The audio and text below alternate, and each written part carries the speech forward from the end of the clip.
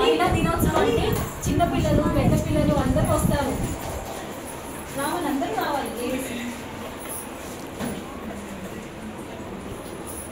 Women's అందరూ రావాలి. ముందా సూర్య సమీర చెయ్యి, రమ్యాస్ చెయ్యి అందరూ చేయాలి. సో మహిళా దినోత్సవం అనేది స్త్రీ అనేది లేనప్పుడు సృష్టియే లేదు, అవునా కాదా? సో మనం ఈ రోజుని కంపల్సరీగా సెలబ్రేట్ చేసుకోవాలి. సో ఒక చిన్న క్యాంప్ అనేది కూడా కండక్ట్ చేయడం జరిగిందనమాట. ఫ్రీగా మనం మన చేతిలో ఉన్నంత వరకు మనం సహాయపడాలి. మన చుట్టుపక్కల ఉన్న ఫీమేల్స్కి మనం ఎంతవరకు చేయగలుగుతాం అంతవరకు చేయాలనే ఉద్దేశంతో ఒక చిన్న క్యాంప్, ఒక చిన్న కేక్ కటింగ్ పెట్టాము. Okay, happy women's day. Women's always rock.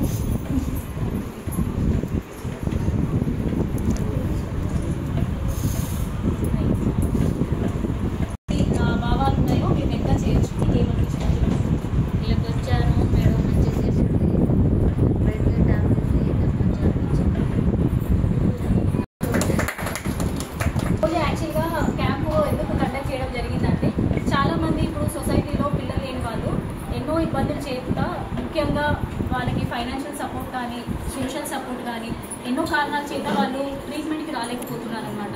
కొంతమంది ఒక నెల ట్రీట్మెంట్ తీసుకున్న వెంటనే మళ్ళీ వాళ్ళు డబ్బులు అడ్జస్ట్ కాకనో లేకపోతే ఫ్యామిలీ సపోర్ట్ లేకనో ముందుకు రాలేకపోతున్నారు. సో ఈ ఉమెన్స్ డే సందర్భంగా మన సైడ్ నుంచి మనం ఏమైనా చేయగలుగుతామా సొసైటీకి, ఎస్పెషల్గా విమెన్స్కి మనం ఏమైనా చేయగలుగుతామా, నా పరిధిలో ఉన్నంత వరకు ఫర్టిలిటీ ట్రీట్మెంట్ నేను ఏమైనా చేయగలుగుతానా అన్న ఉద్దేశంతో నేను ఒక ఫ్రీ క్యాంప్ కండక్ట్ చేస్తున్నాను. అది ఏంటి అంటే పేషెంట్స్ వచ్చిన వాళ్ళందరికీ ఫ్రీగా చూడడము, స్కాన్ చేయడము, నా వంతు కౌన్సిలింగ్ అనేది నేను ఇవ్వడము, అండ్ వాళ్ళు ఏదైనా ప్రొసీజర్స్కి వెళ్ళినా కూడా వాటిలో వాళ్ళకి 50% డిస్కౌంట్తో చేయడము, అండ్ వాళ్ళకి ఇంకా ఏదైనా లేటర్ హెల్ప్ కావాలన్నా కూడా హెల్ప్ చేయడానికి ఈ క్యాంప్ కండక్ట్ చేయడం జరిగిందనమాట. ఇంకొకటి ఏంటి అంటే లేడీస్ చాలా వరకు ఇండిపెండెంట్గా అవ్వడము అనేది ముఖ్యంగా సమాజంలో మార్పులు రావాలి. ఇప్పుడు చాలామంది ఏంటంటే dependent on father or dependent on husband, ఈ రెండు విషయాలు మాత్రం కంపల్సరీ. ఏదైనా హస్బెండ్ అన్నా తీసుకొని వస్తారు, లేదంటే ఫాదర్ అన్నా తీసుకొని వస్తారు. కానీ వాళ్ళంతా వాళ్ళు ఇండివిజువల్గా వస్తేనే సమాజం అనేది చాలా వరకు మెరుగుపడుతుంది. ప్లస్ సమాజం మెరుగుపడాలంటే ఆడవారితో పాటు సమాజం, మగవారితో కాదని అనట్లేదు, but financially dependent. So financially వాళ్ళు ఇండిపెండెన్స్ రావాలి. సో ఫ్యామిలీస్ అనేది వాళ్ళని సపోర్ట్ చేయాలి. లేదా చదువు విషయంలో కానీ, హెల్త్ విషయంలో కానీ, ఏ విషయంలో అయినా వాళ్ళు చదువుకుంటేనే ఇంట్లో అన్నీ మెరుగుపడతాయన్నమాట. అది నా ఉద్దేశం.